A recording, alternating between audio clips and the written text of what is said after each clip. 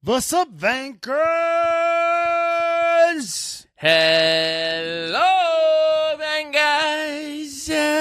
How's everybody doing, eh? Yeah, good race, eh? That was a fucking fun one, eh? I fucking love that one, eh? Yeah, that was fun, eh? You know, shout outs to the fucking people up in Canada, yeah, because that was actually, I sometimes love that race. Yeah, I think that this race, was kind of like a good one for if you really know what to look for. There was actually a lot there, yeah.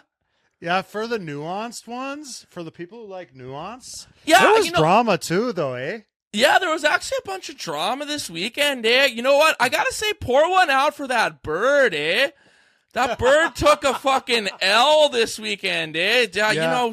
Max Verstappen just trying to get away from the fires, eh? Just trying to find safe harbor from the fires, and then fucking Max Verstappen, eh?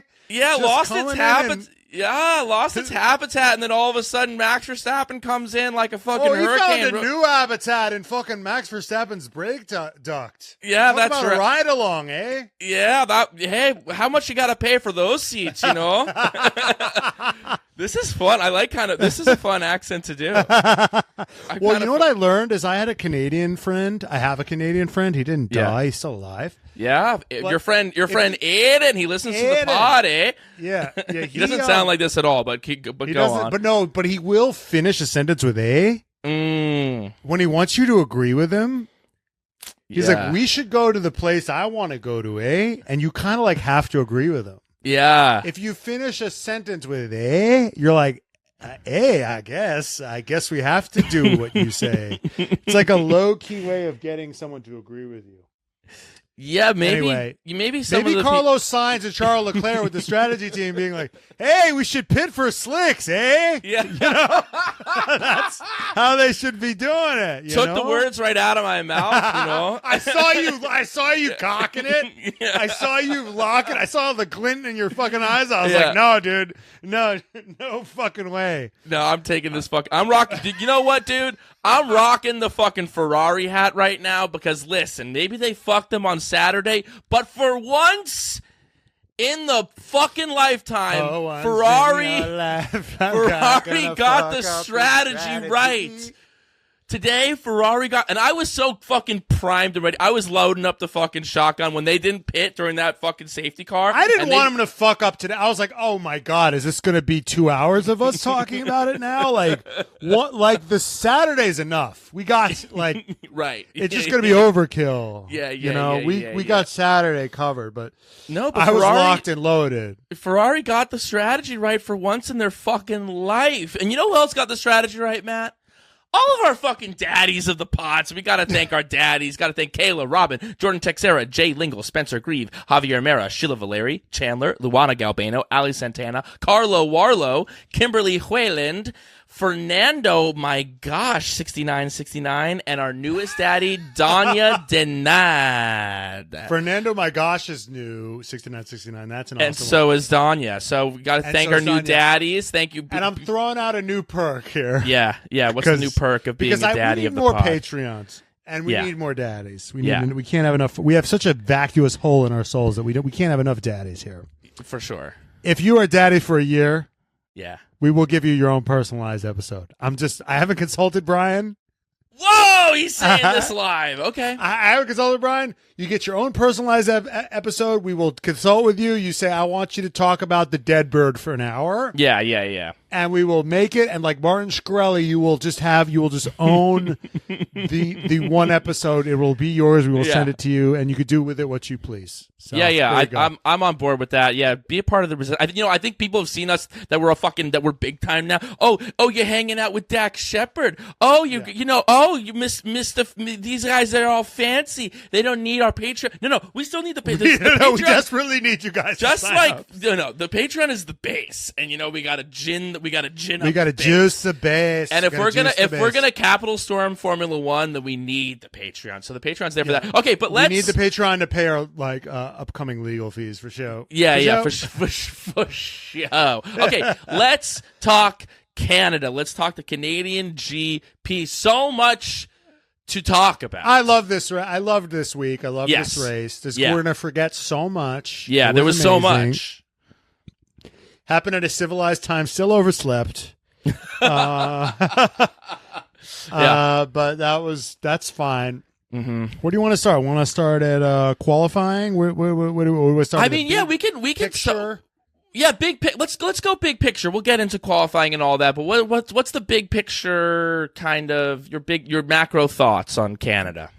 The macro thoughts on Canada is it's been a loose. Max has easily been fucking the loose butthole of Formula One, but it looks like the sphincter has tightened a little bit. Yeah.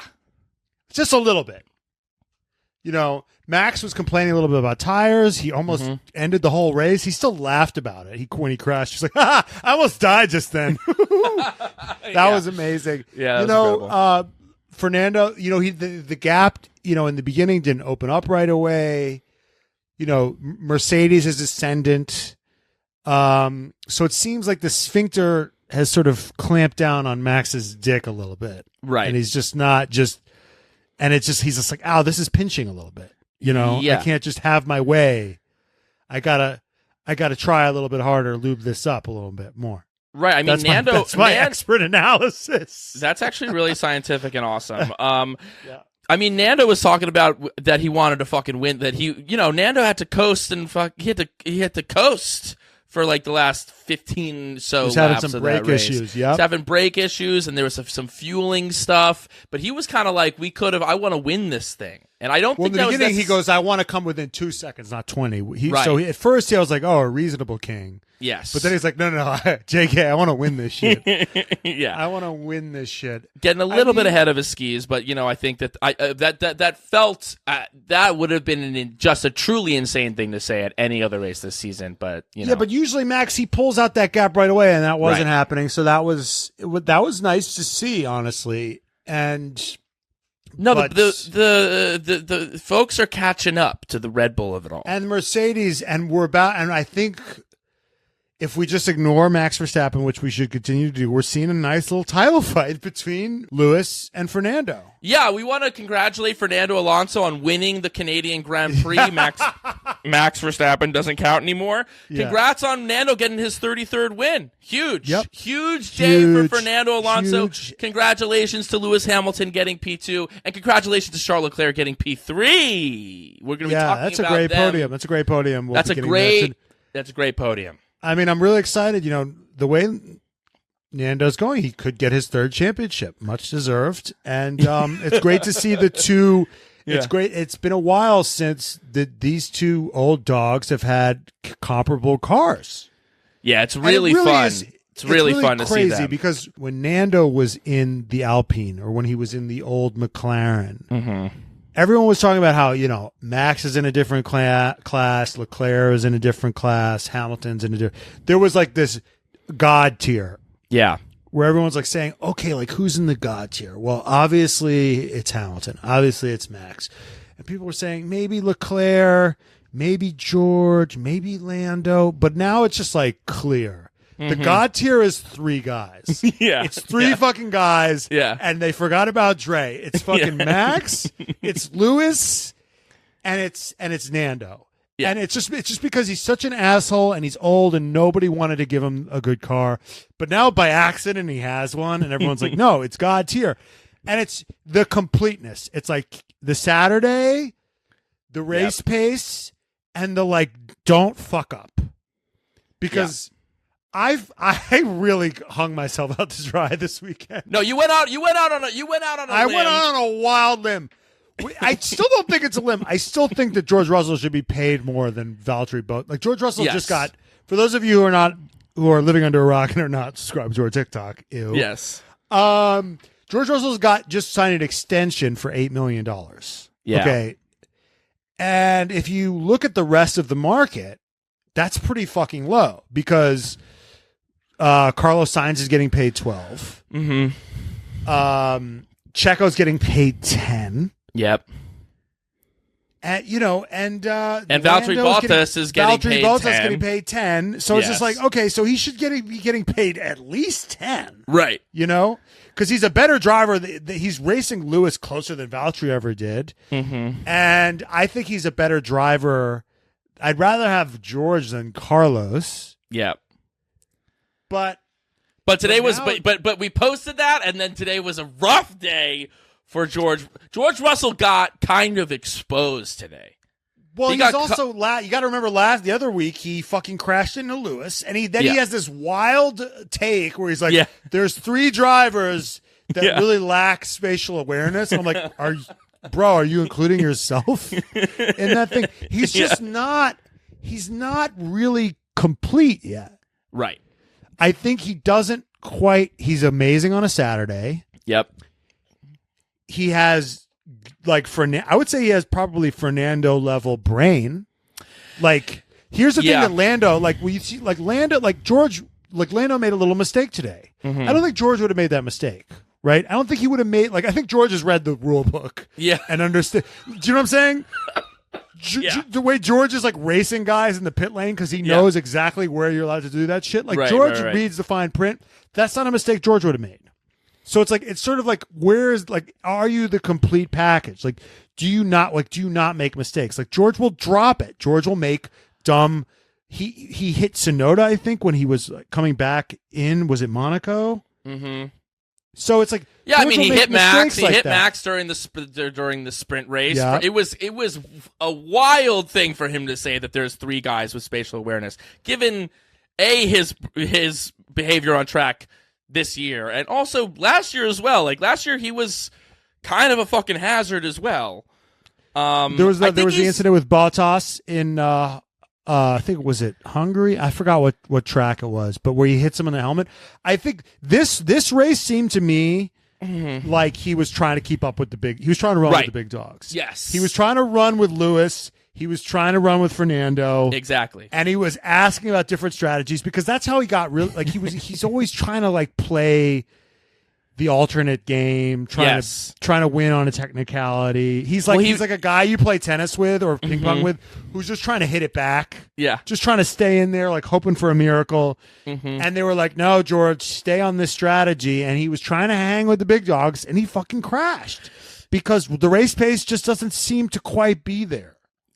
Yeah, he was.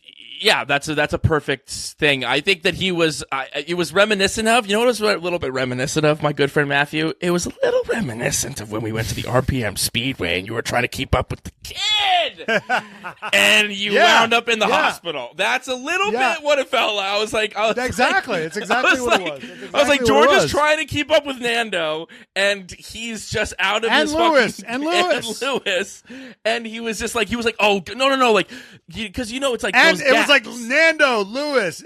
Lewis, Nando, George's and me too. I have that pace too, and it just doesn't seem like he does. And I think for George Russell's entire life, he's always been in that front thing. When he's going against the guys his own age, when he's going against the Charleses and the Albons and the Landos when they were coming up, George was always there. And I think today it was this feeling of oh no, I can't lose. I can't be not a part of the. I have to be a part of this narrative. Yes. I have to be a part. What's that song that you always? Now is the time to see. He's this is his time, and he can't just fade back. Mm-hmm. And he's trying to. He's obviously better than Checo, in my opinion. Just based on a Saturday, he's better than Checo. But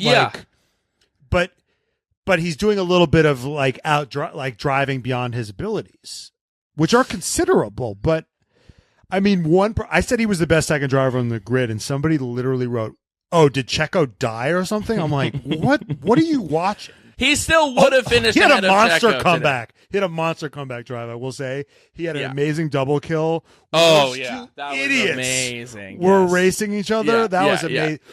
When he came in and they threw him back out there, he had an amazing recovery drive. He's still a great driver. He's just not in the God tier. Yeah, he might be able to get there, but he's not there yet. Yeah, or he might not ever really be there. He might not. Well, the thing is, he was he in Williams. He's I'm waiting in the wings, and now he's I'm here, and Lewis is I don't give a shit. Yeah, I don't give a shit that you're here. Yeah, I'm still here. And Lewis was kind of checked out last year, and he ran the score up on him. But, totally.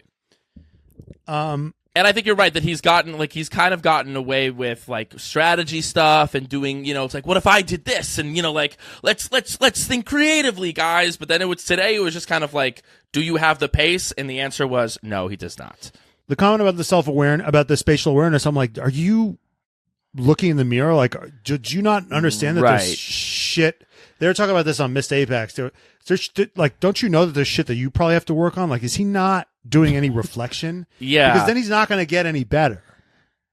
Because he's just walking through life thinking he's that bitch right now. Right.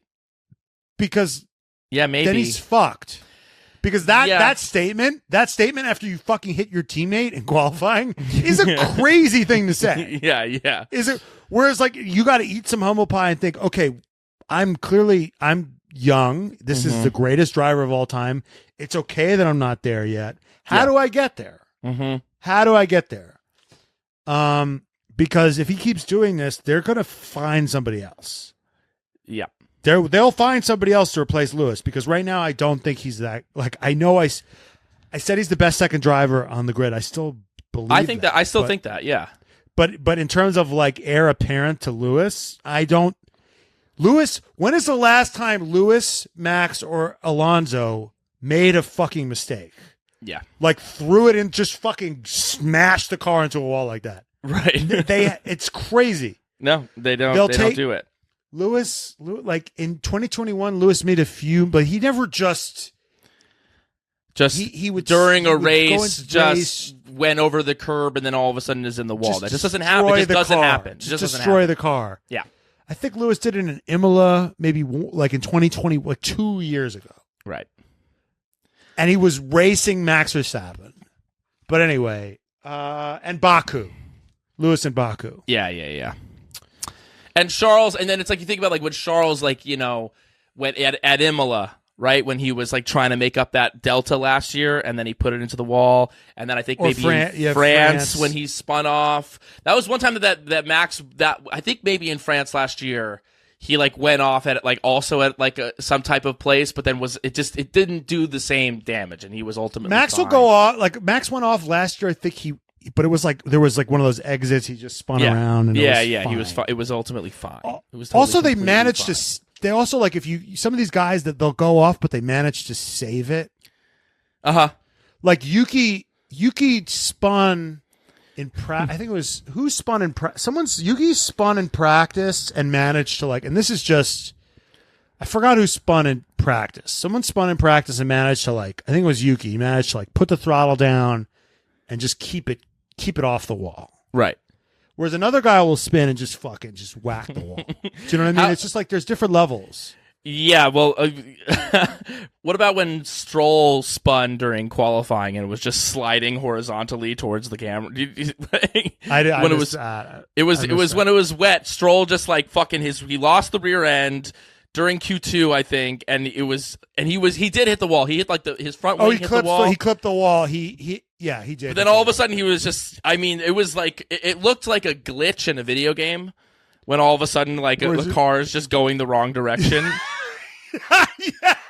I mean, let's talk about qualifying, because qualifying was insane. Qualifying was madness. I love Canada, by the way. It's just a shithole that rains all the time. Have you ever been to Canada, Brian? Sucks. People think Montreal apparently is like really nice. It's a beautiful city. Quebec is gorgeous. I mean, I've been to Canada in my life. Yeah. No, I'm saying the weather sucks. Oh, totally. Oh, the weather is god awful. Yeah. So I'm saying, which is amazing for Formula One. Yeah. No, Saturday was beautiful. I mean, yeah. I mean, how much shit? How many penalties were there going into this race today? Sainz got a penalty. Hülkenberg had a penalty. Sainz, Tsunoda, and Stroll all got 3-place grid penalties for impeding during qualifying, and Hülkenberg got a 3-place grid penalty for going too fast during the red flag. It was chaos. Yeah, it was chaos. I mean, Tsunoda was called blind several times in practice. Yeah. Yep. Leclerc I love what Leclerc was like, Tsunoda is blind, to be honest. He said Leclerc says he goes, he's a shit, to be honest. It's like, oh, I didn't know if you were being candid there. Yeah, to be honest. To be honest, Leclerc is Tsunoda is a shit. Gasly got knocked out at Q1 because Sainz blocked him. Well, that Sainz thing. Let's go into the Sainz thing, because you can, Ferrari fucked the strat for the boys on Saturday, but the Sainz one felt like, dude, how do you not know to not do what you're doing here? Like, he was going so slow and riding in the middle of the road. Right. That's my question, Brian. When I'm chilling, it's just like being in the highway. If I'm not in a rush, why am I not just in the right lane? That's what I do. Just get in the right lane. Just get when the in fuck doubt, out of the way. Just fuck out of the way. Why are you in the middle of the road? Yeah. Why? Was he just exploring the track? Maybe explore legitimately trying to figure out where the dry line was, maybe. Like, was there maybe a competitive advantage? Fine, but you got to understand that these guys are not going to tell you when cars are coming. What I don't understand is in IndyCar, they're just on it. They have spotters that are just everywhere telling you exactly. These guys in IndyCar, they don't even use their mirrors. Mm-hmm. They really don't. They have someone telling you exactly where you are positionally. Right. And that's one of the reasons they can race so close, because they tell you exactly when you're clear, when you're not. But anyway, also Sainz crashed in practice pretty badly. He was kind of a hazard. He got how many drops did he take? He impeded, I think, in each section. I feel like if you impede in each section, they should just say you're done. By the second session, you shouldn't be allowed into Q3. Right. Yeah. Why did he just get to be in Q3 as Gasly was knocked out of Q1? As he impeded somebody else in Q2. Gasly was on a flyer. He would have made it into Q2, but he got impeded by Sainz. Gasly then said, "This guy should be banned. He should be banned for that. Ban him." The Ferraris are crazy. But you know what? And Gasly did the cute thing today during the little parade. He was like, "This guy's impeding again. Can we get another 3-place grid penalty for this guy?" Gasly kind of made that joke. And I just don't think that Gasly's actually in the position to be making those kinds of jokes. He's getting murdered by Esteban Ocon. Ocon is fucking stealing his lunch. And I actually love Esteban Ocon. I know. I love him so much. You want to know why I love him? Yeah. He did the craziest, most psychotic thing today. What? When he's fighting with Lando Norris at the line, I'm like, yeah, that was insane. I'm like, Esteban, you're going to fucking risk your life to fight this guy who's a 5-second penalty? And just let him through. Yeah. What are you doing? Yeah, it doesn't matter. It doesn't matter. You're going to finish ahead of him. Fuck Lando. Fuck this guy. Also, shout out to Ocon's fucking rear wing, which was fucking making me fucking horned up. Oh my god, I'm just saying this right now. Yeah. Hottest moment of the day. Yeah. Was Ocon's rear wing, which looked like a juicy ass. Yeah, you know that that Jason Derulo song where he goes wiggle wiggle wiggle wiggle wiggle wiggle wiggle wow peen wiggle wiggle wiggle wiggle. I was like, damn. And Lando was like, that rear wing is dangerous. I'm like, okay. I was like, yeah, it's dangerous because that's a real woman right there, dude. You can't handle that shit, dude. That fucking Alpine rear wing was looking thick, baby. I was getting fucking tricked up looking at that Alpine rear wing, dude. Yeah. Put it on TikTok. God. Okay. No, what else happened in quali? Oh no. Okay, let's more on quali. So want an ass with some stretch marks. Hey. Yeah. Be humble. Sorry. No, more on quali. I mean, okay, so then you could argue so that the science of it all that they fucked that maybe it's like that the Ferrari pit wall is just not going to tell you when there are cars coming. But then in Q2, Saturday was all about getting the fucking right tires at the right time, right? That's how it happened. That's how Albon and Williams was fucking on it. And the people that were there, they were on it. Red Bull actually fucked that up. Shout out to Dak Shepard, who was like, Albon definitely a monster at eating pussy. Albon was fucking on it. Albon eats monster pussy. Oh, yeah, we're going to be getting into Albon later in this fucking show. But, I mean, the name of the game when it's raining and it's on and off rain is get the tires on at the right time. And Charles Leclerc comes out at the beginning of Q2 and is like, hey, it's like kind of dry. Should we put on the softs? And the rain's coming, so you want to get the good get on now. Slick. Get this slick because that's as fast as it's going to get. Exactly. When it's dry, and you got to get them warmed up, right? Because you got to get them fired up. And here's the other thing. You're paying this guy $24 million because he's apparently really good at his job. Yes. Why do you pay him $24 million and then when he says, hey, I think I can fucking swing this shit. Right. Not listen to him. Yeah. That's why you pay him the big bucks, because he can feel it in his ass. Right. He can see it on this is what he does. This is I what can put in numbers on this fucking wet track right now. I can do numbers. And by the way, I am God tier when it comes to qualifying. Yes. Give me the fucking slicks. Yeah. And they go no. And then he asks again and they go no. And here's the other thing. If I'm Ferrari at this point, just let him do whatever he wants to do. And if he's wrong, it's on him. Which is what they did. That's what they did on Sunday. Carlos Sainz was like, I don't want to box. They're like, fine. Yeah. And let it be his fault. It was amazing. Yeah, Brundle talking about that dynamic was incredible. Did you hear what he was saying? Brundle was just like, Brundle was just baffled at how he's like, Ferrari is really interesting in that they'll just tell the strategists that they don't want to do what they're telling them to do. I've never really seen that before. That type of dynamic where they just don't want to listen to them, and that's but sometimes it goes the other way. Sometimes Ferrari will completely overrule them, you know. So and that's what happened to Charles, and Charles doesn't really put his foot down when it comes to that kind of shit. And so Charles says, let's put on the slicks. They say, no, let's just do one let's do a couple with the inters. Let's bank a useless lap on inters, which are not going to matter. Exactly. Because they're not going to matter because it's the slicks that are going to matter. Here's the thing in Q2. If you were going to be on inters the whole time, you had to just be on inters. You had to commit and be on inters the whole time and get them warm to the point where you're like, I have enough pace, even on the inters, to get into Q2, which I think is what Fernando Alonso did. I don't think Fernando Alonso went onto the slicks. I think he just stayed on the inters and just banked a sick lap and got into Q3 because he's fucking Fernando Alonso. But they didn't do that. They wish-washed. Yeah. And then they all of a sudden they're like, oh fuck, and they saw put you Max on the slicks. Was kind of Max didn't switch to the slicks, so they were kind of like Max is. And what was interesting is you see the sort of a counterpoint, which is they pay Max the big bucks, they trust him, they say Max is their guy, right? And they say, Max, what do you think about going to slicks? And he says, not yet.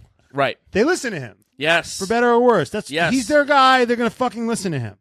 When it comes to like the conditions on the track, which actually is the one thing that he understands better than they do. Exactly. The other, and you know, and maybe I'm getting in my head of myself, but like later in the race, like they were smart to not pit them under the safety car window because I'm like, oh my god, the Ferrari's not pitting them in the safety car window. But then when they wanted to pit Carlos a second time, Carlos said not yet. Yeah. And Brundle and Crofty were like, oh yeah, because if they pit now, he'll be in traffic. He should stay longer, and then he'll get clean air when he pits. And then they were like, Carlos Sainz doesn't know that. Yeah. He's just lucky that he's feeling good and wants to stay out longer. No, he just knows. Ferrari should know that. Right. Ferrari should know that. And he knows that, but what Carlos knows is that, like, no, I can get, like, these tires aren't done yet. Right. You know what I mean? And they said that to Hamilton at one point. They're like, you know, just kill the tires when it's. And he's like, already doing it. Yeah, already doing it, bro. 2 steps ahead of you, man. Exactly. Yeah. So but Albon just committed. They trust their guy. Yep. They trust Albon's their guy. Albon's like, let's do. They're like, we trust you to go on slicks. You're our guy. Mm-hmm. And they fucking did it. Yeah. and he put in a great lap. Right. Something else that happened in Q2, Perez out in Q2, but it seemed like that was them fucking up his tire strat for that as well. Yeah. He went back and forth. He wasn't able. I don't fully put that on Perez. I think that was like someone fucked that up strategy-wise at Red Bull. He's one of those guys, I think he's good on his tires. From what I understand, he's good on his tires. He's good at maintaining them, but he has trouble heating them up. So it's like, you got to just leave him on whatever you want him to stay on so he can get him good. Like, and that's what happened with Leclerc. He couldn't get they were too late with the slicks. I think he had trouble warming them up, and he was yelling at them, right? He was like too late for the slicks. He was screaming at them. It's all about like how quick you can get those tires into the right window. I don't think that was Perez's fault particularly. No. But that being said, that being said, some people, some certain people should be ashamed of themselves at this point. I mean, K-Mag should be ashamed of himself. Should start being ashamed of himself. Gasly should start to be ashamed. At some point, it's just like enough bad luck, right? Right. Gasly should start being ashamed of himself. And, of course, the Stroll thing's like looking pretty bad at this point. Yeah. It's looking like so bad. Yeah. And then Lawrence Stroll said that he was going to be equal to Fernando by the end of the year. Yeah. What kind of statement is that? What kind of pressure is that to put on your son? Is that like a veiled threat? I mean, what is that? I don't know. That's kind of like your dad being like, my son can kick your son's ass, and then they like look at your and they like pan over like to Lance, and he's like, wait, Dad, what? Who do I have to fight? And they pan over, and it's like a fucking 300-pound gorilla that is Fernando Alonso. I mean, maybe it's this Donald Trump thing where he's just saying, Lawrence is just saying something to get through the news cycle. He knows like no one's going to remember it, but if you look at it another way, it's you're putting Lance in a crazy position. It's like, okay, well, do I want my dad saying this thing? I don't want to make him look like an asshole, but he's putting this crazy. He's calling the shot that I cannot hit. Well, I mean, it's also the more that the Aston Martin car gets better, because they brought upgrades to Canada, and the upgrades seem to be doing well. The upgrades were working. We were talking about how Fernando Alonso is closer. Canada's a weird track. So. Yeah, but we were talking, but it's also it's his home race, right? Yeah. So it's like also I think that Canada was actually a track that was worse for Mercedes than it was for Aston Martin. I think that it was good for Aston. It was worse for Mercedes. Braking and it's slow corners. Aston's good with braking, yeah. And the Mercedes upgrades are all about the high speed corners. That's where like they're going to be making up time. They're good on those high speed corners. The street tracks generally are all low fucking because on streets they don't do high speed fucking corners. That doesn't happen, and when you're driving, and they don't set up roads specifically for people to fucking go off. That's on the road courses anyway. This was actually a track that was more built for the Aston Martin car, which was evidenced by the fact that Fernando Alonso was like there. And Fernando Alonso was as close to Max as he was, and was actually talking about potentially winning the race, even though it might be a little bit delusional, but he was actually way closer. And for Lance to be where he was this weekend, the better the Aston Martin car gets, and the more that Fernando Alonso is able to extract everything that he can out of that car, which we know he's going to be able to, the more exposed. I mean, now we're beating a dead horse because we say it every week, but it's crazy. I mean, it's pornographic. It's at some point, are you just jerking off to your son failing? Like, yeah, it's beyond the elephant in the room. I don't know what you even. I mean, he's finishing P2. Yeah, every week he's qualifying P2 every week, and he's qualifying P2, and he's like, and Lance is like getting knocked out Q1, Q2. Yeah. It's insane. Yeah. It's crazy town. I mean, is this car being great like the worst thing that's happened to the Stroll family? Yeah, I mean, we've I don't know. We're beating a dead horse. We've already we talked about it, but it's like every week at this point. We're beating a dead horse because the same thing keeps on happening, and until someone makes a move on it, it's like, what's going on here? That's the coveted seat. That's the seat that everyone should be like trying to get. Who should be but like, is it more coveted than a Mercedes seat? Is it more coveted than a Ferrari seat? I think it should be right now. I think they have higher upside than fucking any of them right now. Yeah, it's true, because they're gonna have their own engines next year. They have a fucking wind tunnel. Look at Mercedes brought upgrades. They looked better last time round. Aston bought upgrades this time round. They're looking better than Merc. Hamilton got him on the jump on the start, right? Hamilton got him on the start. Apparently that was also because he was on the dirty side of the track. It was better to be better to be behind Max. But I don't think we're going to know until we're on more of a regular track, but there's enough of these it's like how many regular. I know Austria will be a very interesting. Yeah. Austria will be like a real telltale sign of where the fuck is everyone actually. Because on these street tracks, I mean, you saw how much they were bouncing whenever they went to the head cam. It was like these streets, they were just like, it was like, it wasn't porpoising. It's just that the streets are not paved. But you want to know something? Like, it's crazy how much Ferrari steps on their own dick, because I was looking at the practice times. Mm-hmm. Ferrari was right there with them. Like, their car isn't slow. They're just fucking that incompetent. Well, Carlos Sainz was passing Sergio Perez today without DRS, just on the straight. He just the car is fast. Yeah, they just so fucking dumb. It's crazy. They were starting P12 and P13 through sheer fucking just the most gross incompetence. Yeah. And could you imagine if they started P3 and P5? That would have been an amazing race. An amazing race, minus the Max of it all. You'd have a three-way fight for the podium. Yeah, I mean that would be horny as fuck. Yeah, that would be Christian horny as fuck. Other thing that happened in quali, there was a little it felt like last year when Magnussen got pole. Somehow the Haas's just know where to be when it's about to start pouring rain.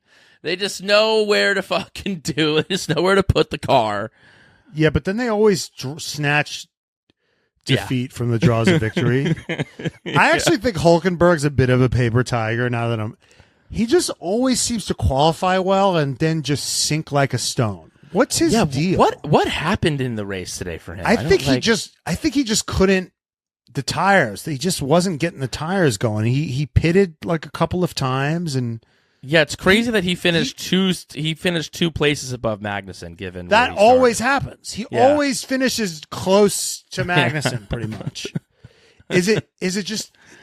I really don't understand it. You would have thought that he would have been able to do something similar to what Albon did. Yeah, how did he not get points? How did he not? Well, I think maybe because Williams, I think, has just a great straight line speed. Yeah, I mean they just have the fucking. That's their the toy car bottom. Yeah, they can't hit the corners. Oh yeah, shout out! Who's the guy? Dax Shepard. Dak. Oh, I mean James Vowles is literally was the head of strategy at Mercedes, and he's just a genius, clearly. Well, he came out and was because that picture leaked or not leaked. I mean, everyone just fucking saw. They looked at the picture of the underfloor. Yeah. Of the Williams versus the underfloor of the fucking Red Bull, and Dax described it as a mannequin's groin area. Yeah. Yes. That was exactly what it was like. But then he came out and he was actually those pictures were kind of misleading. He basically came out. It was you saw this is this is what he came out and said. It's a dick pic of yours got leaked. And then he came out and was like, actually, like, it was really cold that day, and like, the angle was really bad, and like, it was like, it was just the shadow, and it was actually, and the lens. There's something weird with the lens. It's just a foreshortening effect. Yeah, it was like it was a wide lens. It just kind of didn't do justice to it. And then he goes. He goes, but clearly there is work that we need to do, and we're going to be doing that. So yeah. Jenny said James said that their tech is 20 years behind. Wow, also. Their tech is 20 years behind. That's insane. Yeah. Yeah. Did you see this thing that that AlphaTauri wanted Mick Schumacher, but then Toto Wolff like said some shit and it got in the way? Hold on, let me read this article for you, okay? F1 News, AlphaTauri chief reveals he wanted Mick Schumacher for 2023 seat. Franz Tost, team principal of the AlphaTauri, has revealed that his first choice for the second seat was Mick Schumacher. Talks between Pierre Gasly and Alpine began the summer of the break of 2022, so Tost became aware that the Frenchman was wanting to leave the AlphaTauri team. At this point, nothing had been confirmed with Schumacher's future with Haas, but it was looking uncertain. During an interview, Tost explained that he would have liked to have Mick in the car. It was revealed at the end of the season that Haas were not extending Schumacher, blah, blah, blah. Red Bull advisor Dr. Helmut Marko was more keen on having Dutch driver Nyck de Vries in the AlphaTauri seat. So Marko wanted de Vries. De Vries is a Formula E, blah, blah, blah. We know who the fuck de Vries is. So then Marko said with regards to this, it was mentioned at a meeting. It's just stupid that Mr. Wolff, at the same time, openly made politics against us with the FIA again. With that, the topic was off the table. Why should we sign Schumacher? He's a Mercedes driver. Mr. Wolff is responsible for him. So basically, Wolff got in the way of Mick Schumacher's career. I think that they just hate Toto. And they were like thinking about Mick, and then Toto probably like was bitching about Red Bull to the FIA. And was doing Toto things, and then they were like, all right, well, no, fuck that. We don't need Mick Schumacher. We can have anyone that we want. Suck our dicks. I think they just Toto pissed them off for something unrelated. And then they just wanted to make Toto look bad. Well, Mick, we would have given you a seat, but because Toto is your man, because Toto's responsible for you, you don't have a seat. Yeah. So just lie awake and think about that every night. As you stand behind him at the race with your arms crossed. And just and just good luck getting that second Mercedes seat. Because we know that's gonna happen. Yeah. See at Williams. All right, speaking of the guy that they did hire. Mm-hmm. Nyck de Vries. I mean, while we're on that. Yeah. What the fuck was he thinking? What? Just an anonymous race. Just put a couple of anonymous races together. I mean, Yuki was nowhere this week. Right. Absolutely nowhere this week. Mm-hmm. This was a great opportunity for you to do a Piastri. Just finish one or two places. Just clock in a nice, he finished right around the number one driver. Respectable. Right. Because I was like, oh, Yuki and de Vries, they're right, 16, 18, both in the shit box. Yep. And then he decides to send it. To absolutely send it on Kevin Magnussen. When I saw de Vries, Brian, let me ask you honestly. Yeah. Honestly, when you saw Kevin Magnussen and Nyck de Vries battling out, I'm like, this is a crash. 100%. Yeah. 100% would have bet my entire life savings. Definitely. That was going to end in a crash. Absolutely. Between the two of them? Yeah, it was you're fucked when Kevin Magnussen is like the responsible one of the two. Kevin Magnussen gave him so much room. Nyck de Vries is like, fuck off. It's fuck off. He's fucking Logan Roy. I want P18. I mean, it's like fucking it was full Latifi. Yeah. Just full for nothing. For no benefits.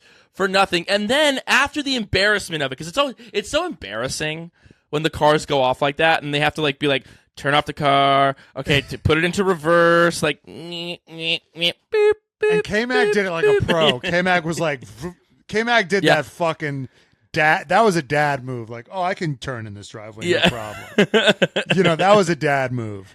And Nyck de Vries is like, how do I get out of this driveway? Yeah.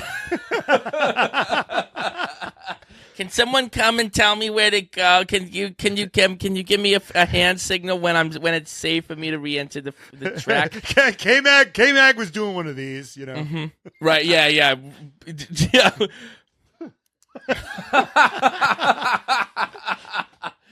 But then after all of that, they just kept battling. They kept doing it. I was like, God, fellas, you had your you had your shot at it. It's no more of this. They kept racing each other. They kept fighting for P20 as they're getting fucking lapped. I mean, crazy. I mean, we're in the cost cap era. I mean, what are you doing? What are you doing? With De Vries, it was when when what's his face. Logan Roy was like telling the FBI to fuck off. It's like, what are you doing? Like, you can't do that. You can't just send it on fucking K-Mag. That's just crazy talk. Yeah, in a part where it was like, and the car was just not. I mean, he was locking up as it's not like they were like he maybe had the corner and they just tapped. It's like no, he fucking went in way over his fucking depth. He locked the fuck up. They touch and they both go off. What it was just his amateur hour. If I'm K-Mag, I'm just like, let him through. Let him trip over his own dick. You know it's going to happen. And when you look at K-Mag's onboards, like he couldn't actually turn. He like literally blocked him. Right. Like he locked up and he couldn't turn right on that turn. Yeah. And he was just like, I guess I'm crashing too. I guess we're both crashing because you've literally locked me in this death trap of mid driving. Yeah. If I'm Marco, I'm firing him right then. Yeah, I think he's gonna get fired. I think it's over for Nyck de Vries. Although I guess I'd rather that than just. I guess these guys, they like it. It's like they like racers, but I mean, but not like that. Not like this. Not like Not like this. Not like this. Not like this. Yeah, that was just messy the whole time. Yeah, it was gross. And then there was the beautiful fucking George Russell fucking double kill. Well, George Russell's like, cookies, thank you. Yeah, George Russell's like that meme of like it's like the guy like smoking a bowl and like laughing while these two guys are fighting. It was like fighting in like a Waffle House or whatever. Yeah. So it's like it was De Vries and Magnussen just like in this death match, and then like and Russell's like, holy shit! Yeah, thank you very much. Thank you. I'll be on my way. Keep falling on my head. Like, oh, I embarrassed myself completely like 15 minutes ago, but now look at me. You guys look. I look like fucking. I look like Lewis. I look like Fernando Alonso. I look like Fernando fucking Alonso in this fucking moment. Oh my god. Let's get into our awards because I feel like we can hit the rest of the stuff. The rest of the things we need to cover in these awards that we want to hit. Hottest moment of the day. The only time we're ever going to say this about Ocon, but his juicy ass. Yeah. Oh, we said it. Sure. Yeah. We already said that. But yeah.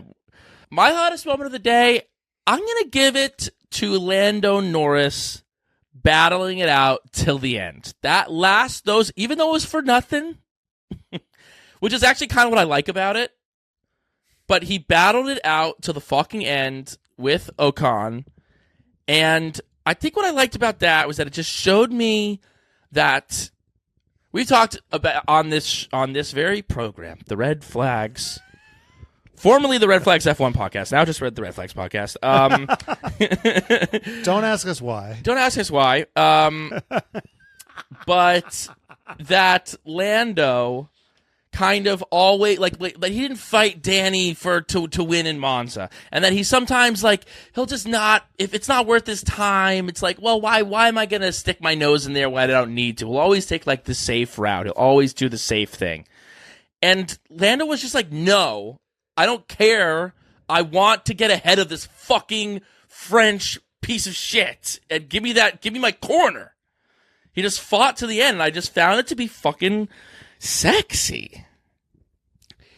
He does do this thing where he's like makes excuses before it's even over. He's right. Like, when he qualified P3 the other day. Right.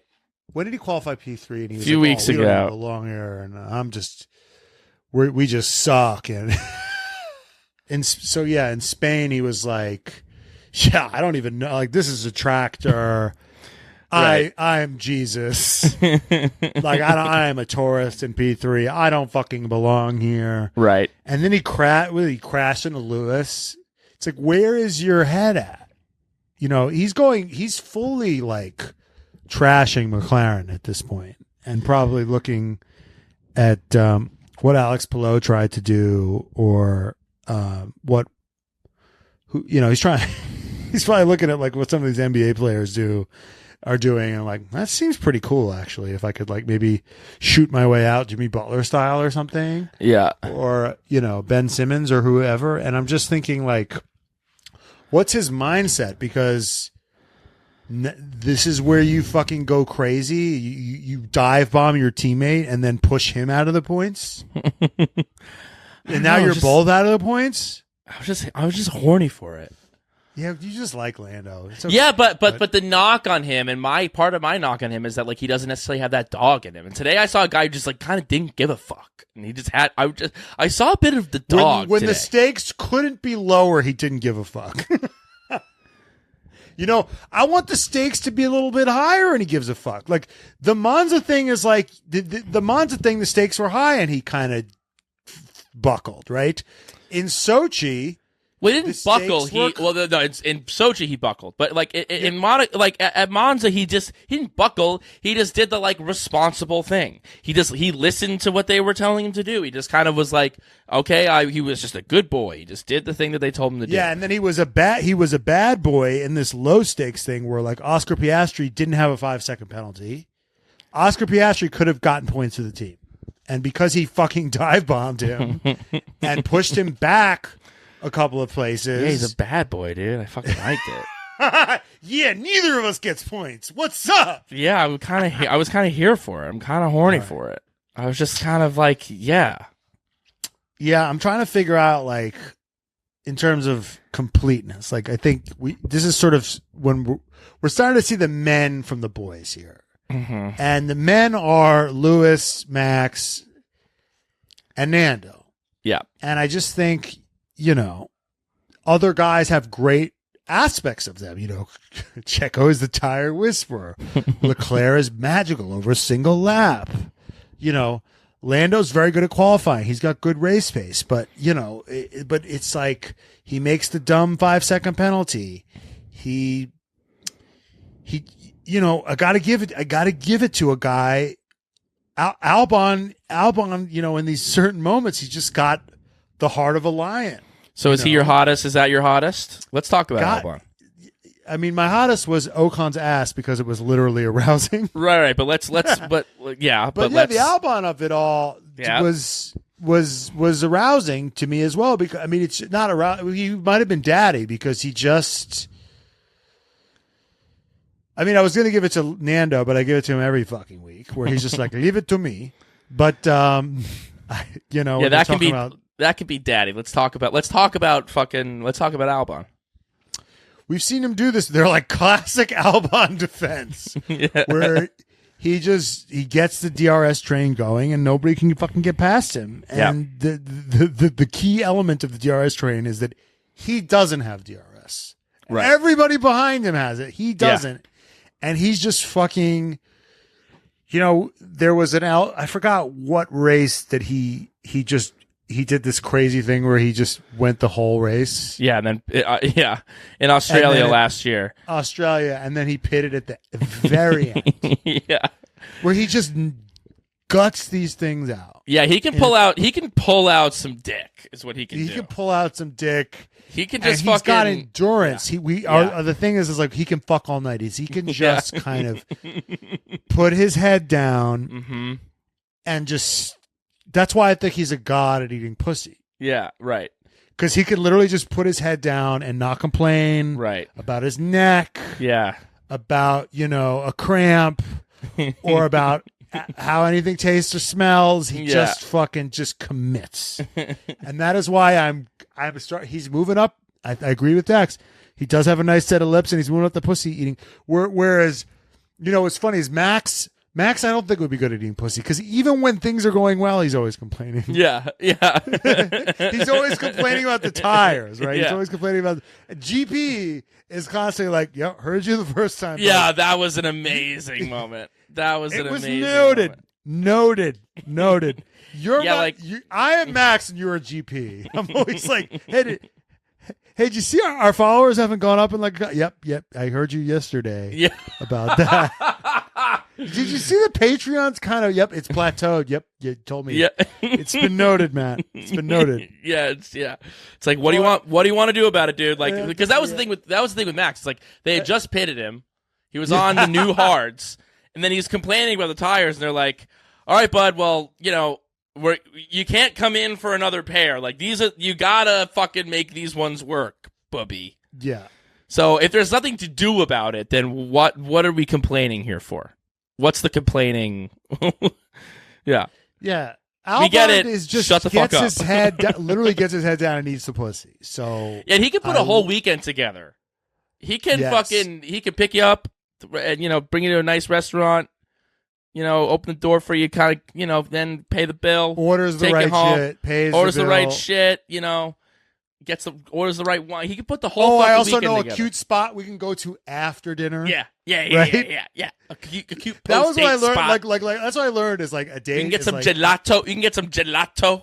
I know this great gelato place. We can go after That's dinner. what I learned when I had a girlfriend forever, and then I was single, and I was like, I learned that like being single after college is like you got to put a whole night together. Yeah, you got to find, maybe you meet him. I was like, what do I do when I eat? And I was like, I had a friend who was a bit of a Casanova. He goes, you just got to keep it going. Like you got to have like activities planned. Like first it's coffee, then if you want to go to the, you got to just have like, because if she wants to keep it going, you got to keep it going. You got to just keep it, and he could just keep the fucking ball up. Yeah, you don't want to be like someone, so that the person that you're with is like, so what are we doing? What are we doing now? And you're like, duh, fuck. I didn't expect you to want to hang out with me after. I didn't know that, Yeah. Because I used to go on a date being like, okay, she's going to want to get coffee with me. And then after 45 minutes, we're going to part. It's like, no, best case scenario, she's going to want to do something else. Yeah. And by the way, if you make sure your room's clean before you go on the fucking date. Right. Yeah. Exactly. Because, best case scenario, she's going to want to go home with you. Right. She's got the whole weekend. Strung out. What Nico Hulkenberg does is the opposite. Nico Hulkenberg fucking has the coffee date, nails the coffee date. Yeah. And she's like, so do you want to can I suck your dick? And he's like, no, I haven't showered. Yeah. I haven't done anything. Dude, did you see him when he was doing the interviews after quali that his face was all dirty? He looked like a fucking chimney sweep. He was like, he was all fucking he had oil on him. He was just he looked like he just so didn't belong. Max. He's the guy. He's the Night at the Roxbury guy who has the pickup lines, and the girls are literally taking their pants off. They're right. Is there a mirror in your pants? Because I could see myself, and it's dude, they're trying to fuck you. Why are you still coming with the pickup lines? Yeah. Albon could put the whole fucking weekend together. It was sexy. It was a sexy weekend from Albon. He needs where's someone he that we going kind of at? sleep on. What's his next move? I don't know. Is he a second seater? Is he making a glorious return? He should fucking go. He deserves. I mean, these are the fallen fucking Red Bull. These are boys, the Stark children. Exactly. Let's check in with the Stark children. We have Daniel Ricciardo. Oh my god, the Red Bull boys really are the Stark kids. And Catherine's watching Game of Thrones right now, and she's like, "Will the Stark kids ever see each other again?" Oh my god. Let's go to the Stark children. Okay, we got Daniel Ricciardo, who is literally doing alternate commentary this week with Will Arnett. Okay, let's get into that. I saw a couple of clips. on ESPN that they were like, these are the good ones. Yeah. Listen, we know what the process of what this is, right? The second this episode is over, we're going to go through, we're going to talk with Jenny. What are our best moments? What are our best clips? Okay, let's cut those and put them on the internet to get to gin up the base. Let's try to drum up some excitement about us. Get new people. Sorry, not the base. This is to entice new people. Ooh, don't you want to watch this? Don't you want to watch our fun, sexy little podcast? Anyway, yeah, ESPN F1 is posting these like clips of like the best moments, the compilations of the best moments of Daniel and Will Arnett, and they are brutalia. There's one where Josh Allen joins the fucking fray. He's like Will Arnett's like, we got this guy, like, and did his sound not work? It was lagging, and his sound wasn't working. And they just hung them out to dry. They're like, look, Josh Allen's here, and then Ricardo's like, whoa, and then Josh Allen's like, I was like, who's producing this? The red flags? Jesus. Yeah. They got Brian's internet? Fuck. Yeah, there was another moment where Ricardo was eating like poutine. He had put some poutine. It was just like, I don't know why they weren't in the same place. I don't know why Will Arnett wasn't in Canada with Daniel Ricciardo. I mean, it seems like that's an easy thing for him to have done. He could have gotten himself there. It's a short flight from. I mean, like, as far as these, F1 tracks go, Canada's one of the easiest ones to get to if you're fucking in LA. I don't know why he wasn't there. It just would have made it at least. Obviously, well, the thing is it's like this Manning cast thing, right? Yeah, they wanted it to be like the Manning cast. That's what they wanted it to be. There's a problem. It's like, I don't get why they want Will Arnett in this space so bad. They're trying to shove Will Arnett in this space. And Will Arnett is a brilliant comedian. Yeah. Brilliant improviser. Incomparable. But it's also like, he's not... like, the Manning cast works because, like, these guys are professional football players. Right. Peyton Manning, one of the greatest to ever do it. One of the greatest minds. Right. In football history, yeah. And Eli Manning is a fucking goofball. Yeah, it's his dumb brother. And they're brothers. Knows? Yeah, right. And they're brothers. Yeah. So they have a rapport where it's just like, okay, we love Will Arnett. We love Daniel Ricciardo. We want to make these guys happen. Yeah. So we're just going to put them in a movie together. Right. And it's like, they're not friends. It's like, they'd be better off putting like Dak Shepard, right? At least. I know. I was watching it being like, I feel like Dak should be here because he and Daniel are like buds. And Dax loves cars. Right. And it's weird because it's like, what I didn't understand is Will is funny. Right. So, and I was like unclear. I'm like, which one of these guys is supposed to be the funny one and the charming? Because Will was trying to be the crafty a little bit. Right. I'm like, why are you paying this comedian to be like the straight broadcaster guy?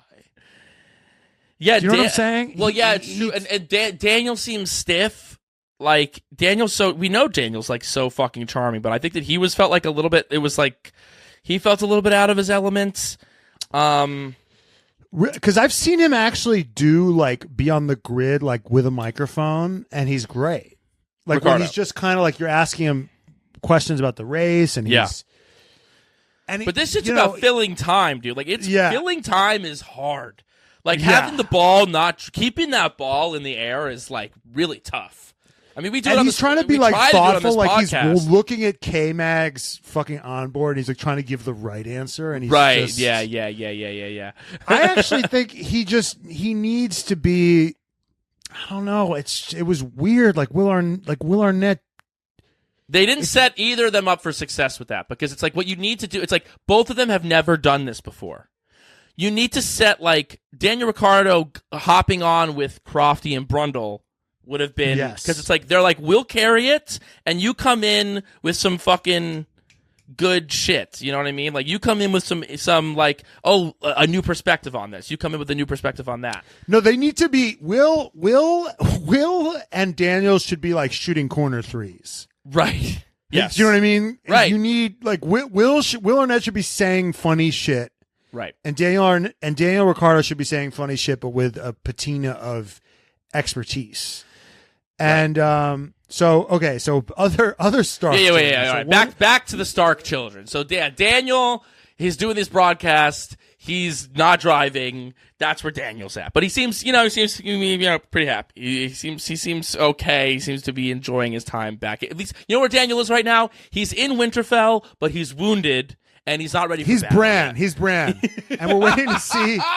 We're waiting to see if he's going to become the tree guy. Yes, if he's like actually the chosen one. We're waiting to see if Daniel Ricciardo's actually going to fucking wind up on top at the end of this shit. That's what's happening there. Okay, that's perfect. Then we have Pierre Gasly. Raven vibes. Yes. Then we have Pierre Gasly, who I know he's not a Stark, but to me, Pierre Gasly is Theon. No, he is a Stark. He's Theon fucking Greyjoy is who Pierre Gasly is, okay? And Esteban Ocon is Ramsay Bolton, and he's cutting his dick off in front of us, dude. No. Theon is an honorary Stark. Exactly. Remember? Yeah. Just roll with me here, baby. Yes, and me, bitch. Yeah. And Theon was very in the books. Theon was very proud of his dick. Yes. Theon is like his whole thing is like his whole thing is like, fuck. Yeah. Yeah, and then this fucking, like, weird brunette, comes in and just cuts his fucking dick off. And that is what's happening. That is what's happening. Yeah. We have Daniel is the three-eyed raven. Then we have Gasly is the guy with 3 legs who now has only 2. Yeah, because that's right. Because Ocon fucking is the weird guy that fucking cut his dick off. Yeah. Jenny says, and Albon, of course, is Arya. Yeah, Jenny is casting Albon as Arya. Everybody slept on Albon. Yep. Very, but quietly ferocious. Yep. And is low-key, hopefully, going to come in right and kill the Night King. Albon is Arya, just slowly just killing motherfuckers. And he's dyeing his hair. He's like a girl has no name, like a boy has no name. Like yeah, master of disguise. Master of disguise. Like his hairstyle is different every week. He's he's bringing Arya Stark energy. Yeah, so maybe, and then who the fuck is Sansa? Checo? Is Checo Sansa? Oh, wait. Checo is well. So is Max is the fucking Lannister kid who's just torturing Sansa. Oh yeah, he's Joffrey. Yeah, Max is Joffrey. Right, yeah. And Checo is Sansa, who's just being tortured. Yes. And he's like playing with his heart. He's like, we're buds. No, we're not. And it's like there's it's like she's like in the beginning, she's like having hope for him. Maybe he's actually not that bad of a guy. I'm gonna marry a handsome prince and become king. Yeah. He's like, so handsome. You thought. Yeah. You fucking thought. Yeah.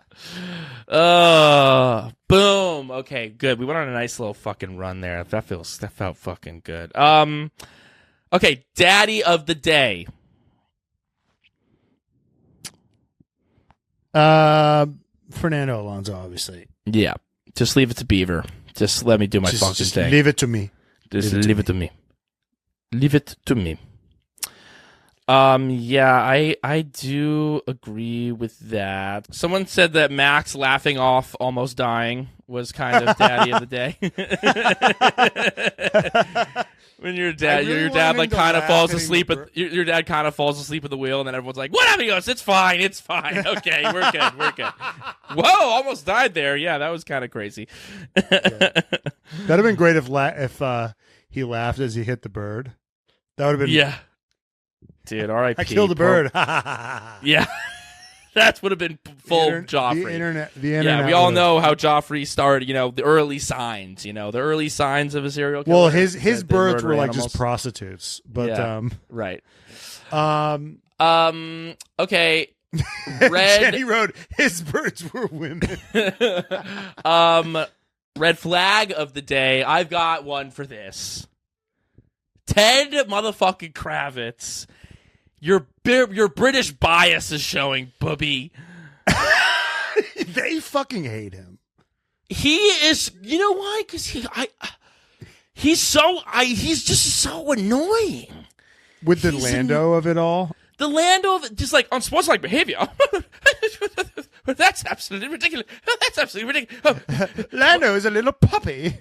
So this is what Kravitz goes, unsportsmanlike behavior. Well, that's like giving a penalty to a dog for making a whoopsie in the park. You know that he was also, he was like ready with that line. Like that's like a stand-up line. That's like a kind of like this is to this is like this is that was in Ted's notebook. Yeah. He had that shit locked and loaded. He was like, "Oh, that's like giving a penalty to a dog for making a whoopsie in the park." He's the sweetest guy in the grid, Lando. He's so sweet. He said Lando was just being. He wasn't being unsportsmanlike. He was just being a little bit naughty. Then he goes, Schumacher running into Damon Hill in '94 was unsportsmanlike behavior. Damon Hill, who is fucking kraut. Yeah, hitting a fine English chap like Damon Hill like that. How dare he? And then Crofty goes, Ted, you're very angry. Ted, he said, Ted, you're very angry. Ted, sit down and we'll join you for the Notebook. AKA, Ted, shut the fuck up, okay? Just Ted, shut up. Take several seats. That's British for shut the fuck up. Yeah. Like... How, like from 1 to 10, how much do you think Crofty and Brundle hate him? I think Brundle's fine. I think Brundle's like rolls his eyes at him, but I think Crofty literally hates him. Well, Crofty's like of this like they're cut from the same cloth. They're both right. Crofty's just the media guy. Yeah, and Ted, it's like I want to like Ted. I want to like him, but when he comes out with these like. Here's what Ted Kravitz suffers. I like that he brings energy. He definitely does. He cares. But here's what he suffers from. He thinks that like because it matters to him, it matters to everyone. Just because you think it's bizarre, it's like the unsportsmanlike conduct. This is absurd. And it's like, well, I mean, it is a British feed. So do you think like people do email in or write in or call in and say, yeah, like, do you think it is just? Do you think when Trump says his wild shit or Alex Jones says his wild shit and you and I are like, what the hell is going on?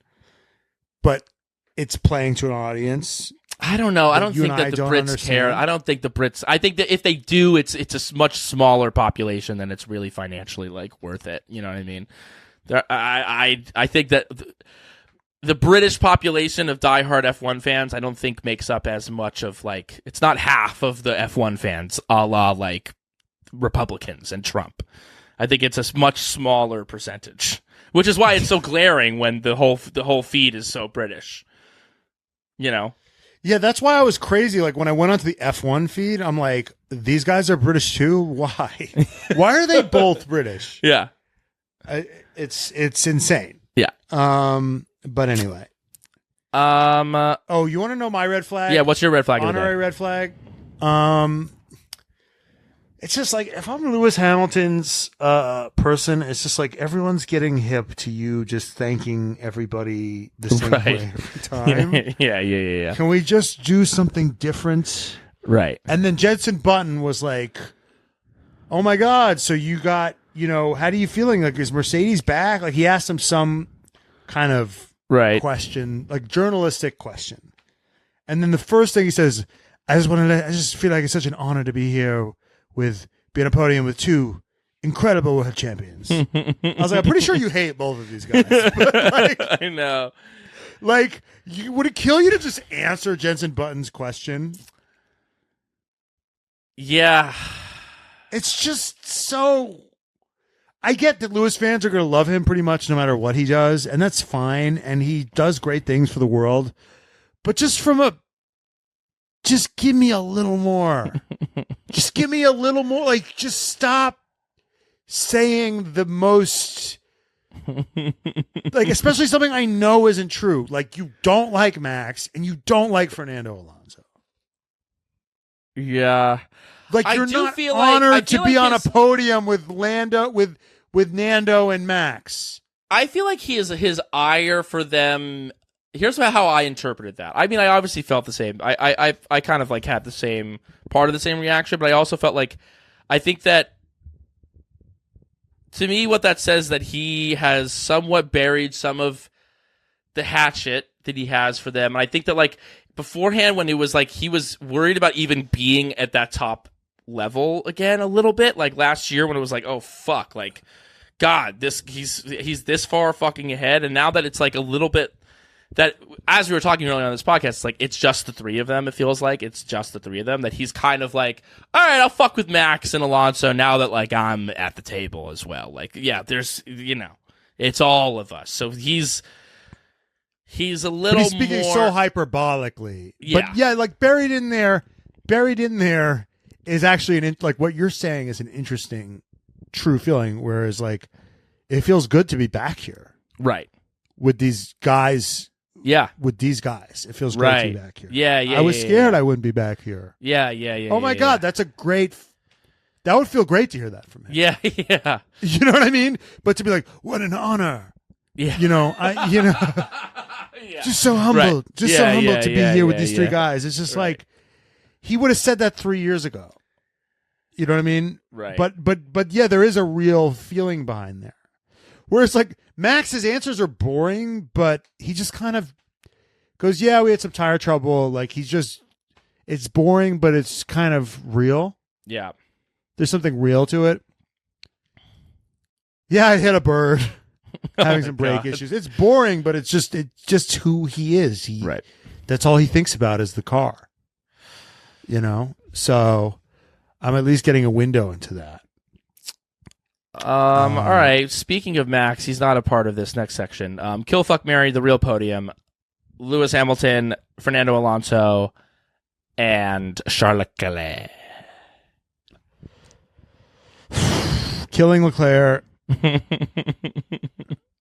I'm going to marry Lewis because I think that's how long it would take to truly know him.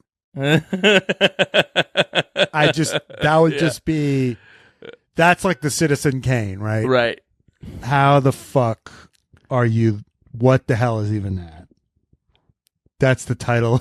That's the title of my biography of Lewis. Like, what, like, who are you? What makes you tick? I mean, I get what makes him tick, but there's just so many layers to unpeel.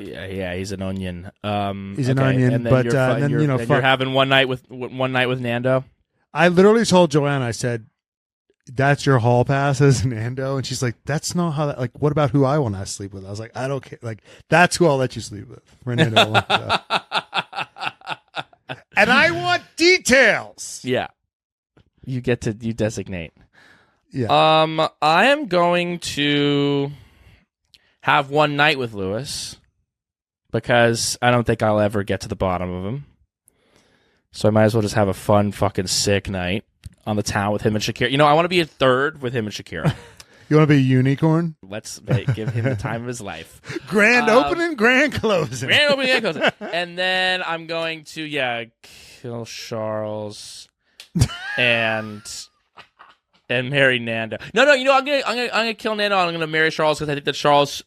We discussed this on the Live Take Sports. You guys should go download that app. And we're doing 2 a week on Live Take. Get that app. We're doing 2 debates a week, and we were talking about how Charles Leclerc should get the fuck out of Ferrari. You should buy our free Charles shirt, and he should take a year off. And during that year off, I'm gonna marry Charles Leclerc. We're gonna have a beautiful year in Monaco together. And it's gonna be glorious. And Nando, I think that he's a unstoppable force that is ultimately I'm too scared of his life force. I think that he needs to be eliminated. Austrian GP predictions. What do you got? Max P1 right. And hopefully a wonderful bukkake with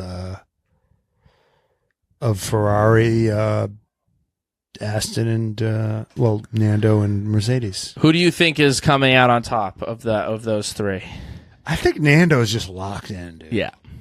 I think I'm gonna say that Lewis is gonna because it's right now it's the real battle is Nando versus Lewis, and I think that Austria is gonna be Lewis is gonna top Nando, but it's gonna be close. It's gonna be sexy. That's what I think. Boobies, thank you so much for listening to the pod. Hey, if you're on Spotify, give us 5 stars. We're almost at 2,000 ratings. Let's get there. Let's get over the hump. Yeah. And listen to our Dax Shepard episode if you haven't yet. People were loving it. I think it turned out really great. Thank you again to Dax for coming on the pod. And until next time, boobies. We love you. Goodbye, Vanka. Goodbye, Vankas.